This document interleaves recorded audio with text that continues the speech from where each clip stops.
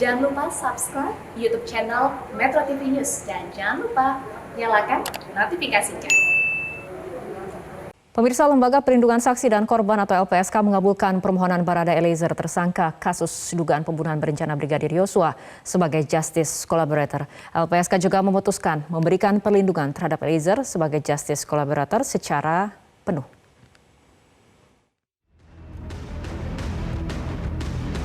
Wakil Ketua Lembaga Perlindungan Saksi dan Korban (LPSK) Edwin Partogi Pasaribu menyatakan pihaknya telah memutuskan untuk mengabulkan permohonan Barada Eliezer sebagai justice collaborator.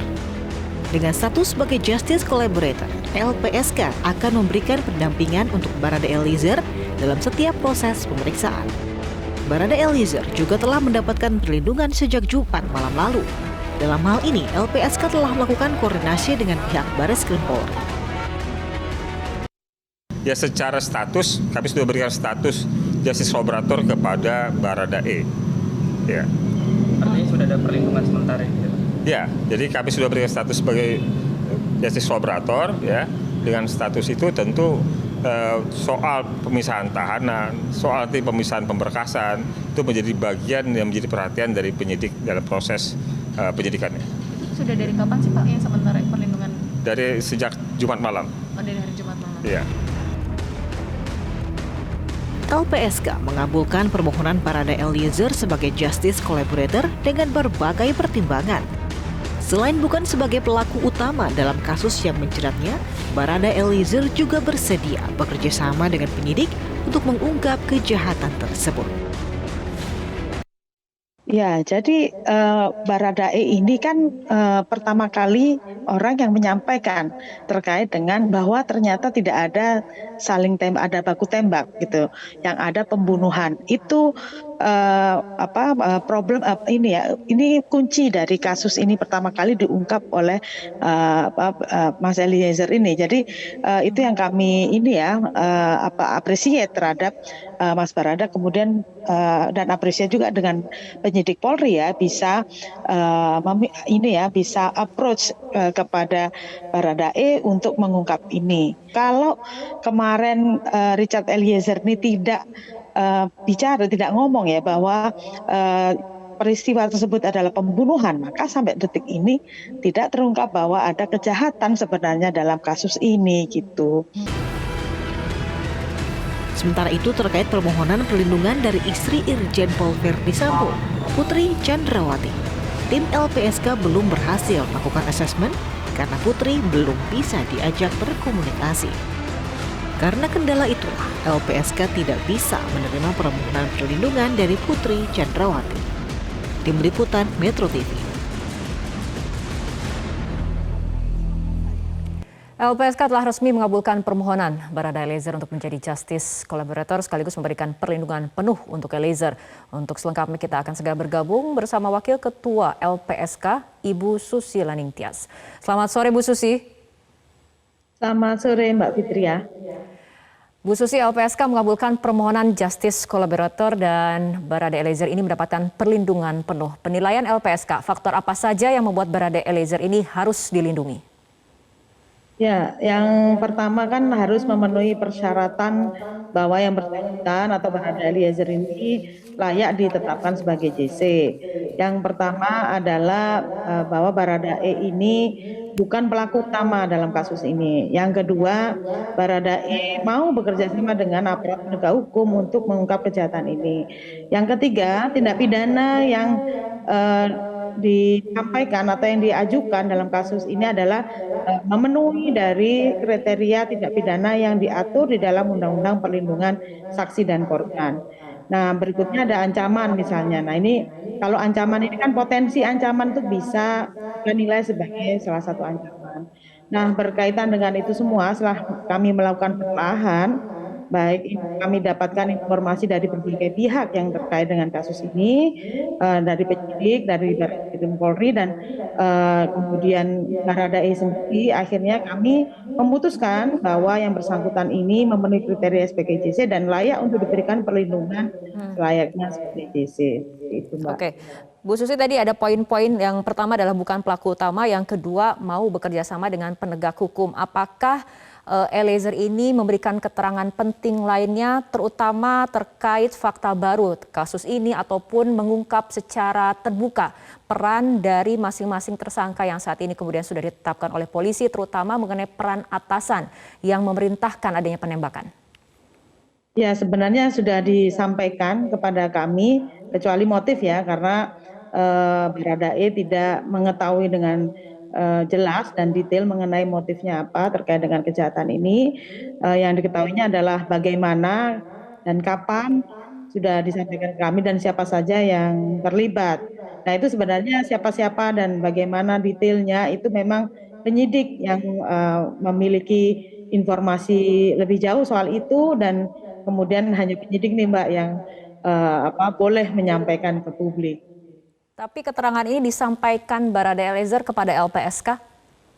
Betul, disampaikan kepada kami secara langsung. Jadi kami kemudian menilai bahwa yang bersangkutan memiliki itikat baik. Itu sebabnya selain syarat-syarat tadi, dan salah satunya lagi adalah soal itikat baik yang bersangkutan untuk mengungkap kejahatan ini. Oke, LPSK berarti menilai Baradae ini tidak memiliki motif dan niat untuk membunuh. Dasar penilaian seperti ini apa saja, Bu Susi? Ya, ini kan berdasarkan dari informasi yang disampaikan oleh Baradae ya. Nah, nanti mengujinya seperti apa, nanti kita kembali akan diuji di pemeriksaan pengadilan. Nah, yang disampaikan kepada kami seperti itu. Oke, apakah kemudian Barada Eliezer juga sempat mengungkapkan kepada LPSK mengenai apa sebetulnya faktor pemicu sehingga ada rencana pembunuhan berencana ini?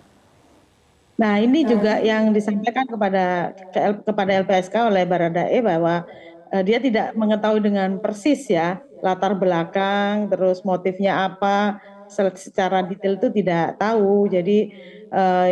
Jadi intinya sih pada saat itu dia diperintah untuk melakukan kejahatan ini.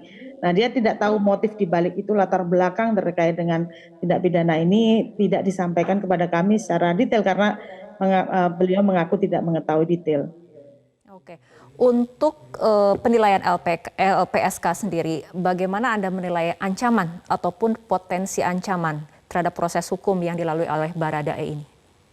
Ya, kasus ini kan juga melibatkan banyak pihak ya, dan terbukti kemarin ada 31 misalnya yang kemudian dinonaktifkan.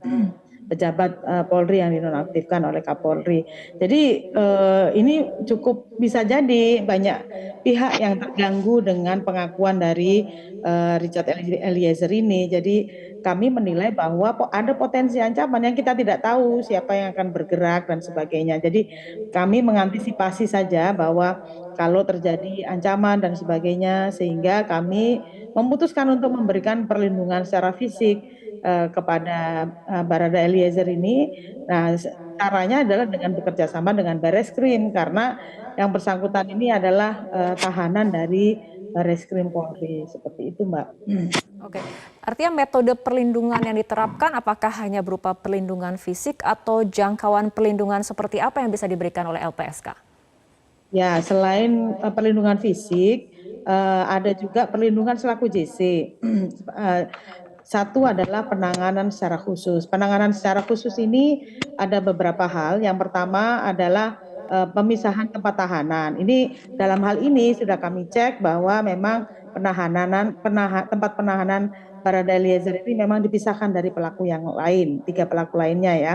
Nah, terus yang kedua pemisahan berkas. Ini berkas untuk BAP dan sebagainya untuk penuntutan nanti pas persidangan. Nah, ini sedang proses dan harus bekerja sama, harus koordinasi lagi kami dengan Bareskrim dan jaksa penuntut umumnya nanti. Nah, terus kemudian terkait dengan bahwa nanti yang bersangkutan ini ketika bersaksi tidak bisa, terdakwa itu tidak dihadirkan di persidangan gitu, tidak dihadap-hadapkan dengan persidangan. Nah, yang kedua terkait dengan penghargaan secara khusus. Nah, di dalam Undang-Undang Perlindungan Saksi dan Korban disebutkan bahwa penghargaan secara khusus bagi JC itu adalah salah satunya keringanan penjatuhan pidana. Jadi nanti pas penuntutan kami memberikan rekomendasi supaya diringankan pidananya ya, tuntutan pidana. Nah, nanti kalau sudah memang misalnya nih ya, kita tidak tahu ya Mbak ya, terbukti bersalah di persidangan dan kemudian harus menjalani hukuman di lapas, nah nanti kita bantu untuk pemenuhan hak-haknya seperti pembebasan bersyarat, remisi tambahan dan sebagainya. Seperti itu. Nah, selain itu juga kami mempertimbangkan untuk memberikan bantuan psikologis kepada Baradae supaya nanti menguatkan yang bersangkutan agar bisa bersaksi ya untuk kesiapan beliaunya ketika bersaksi di pengadilan maupun di setiap pemeriksaan misalnya di penyidikan masih ada butuh pemeriksaan. Nah, kita kuatkan dengan salah satunya adalah menyediakan bantuan psikologi dan rohaniawan. Rohaniawan ini kami pandang mungkin penting bagi Mas Barada ini untuk selalu menguatkan spiritualnya seperti itu. Oke, Bu Susi, mengenai kondisi psikologis sendiri, pantauan LPSK terhadap kondisi psikologis Eliezer seperti apa untuk kemudian tetap memberikan keterangan yang konsisten? Sejauh ini secara general ya kondisinya adalah baik, alhamdulillah baik ya, baik dan aman. Nah, tapi ini antisipasi saja kami soal psikologi ini. Kan kita nggak tahu ya di dalam itu pasti juga orang kalau terus-terusan ditahan kan juga pasti stres dan sebagainya. Nah, itu yang kita hindari supaya nanti ke depannya ketika kemudian bersaksi atau menyampaikan keterangannya Mas Barada ini tidak lagi gentar gitu ya, terus tetap kuat dan tetap komit dengan yang sudah disampaikan per hari ini gitu. Oke. Baik, Bu Susi, di sisi lain LPSK menolak permohonan perlindungan yang diajukan oleh istri Verdi Sambo. LPSK mengatakan menemukan sejumlah kejanggalan sejak awal permohonan perlindungan diajukan. Ini kejanggalan seperti apa? Ya, kalau kejanggalan secara umum begini ya, kami ini kan memeriksa permohonan ini dengan melakukan penelaahan permohonan dan investigasi. Nah, selama proses itu kan kami perlu bertemu dengan Ibu Putri, terus kemudian berkomunikasi, karena kami mau mengecek apakah Bu Putri ini punya informasi penting untuk mengungkap kejahatan ini. Nah, dalam kurun waktu yang lumayan lama, itu kami kesulitan mendapatkan informasi tersebut dari Bu Putri karena memang misalnya tanggal 16 Agustus kami bertemu Bu Putri di rumahnya, Bu Putri masih belum bisa menyampaikan keterangan apapun. Beliau banyak menangis dan jadi kondisinya masih trauma. Selasa yang lalu, minggu lalu kami juga ke kediaman Bu Putri, juga Bu Putri masih kesulitan untuk menyampaikan informasi penting. Padahal esensi dari perlindungan LPSK adalah dalam proses penegakan hukum pidana. Nah, kalau saksi atau korban yang kita lindungi kemudian tidak memberikan informasi penting untuk mengungkap kejahatan kan kita agak masalah gitu ya.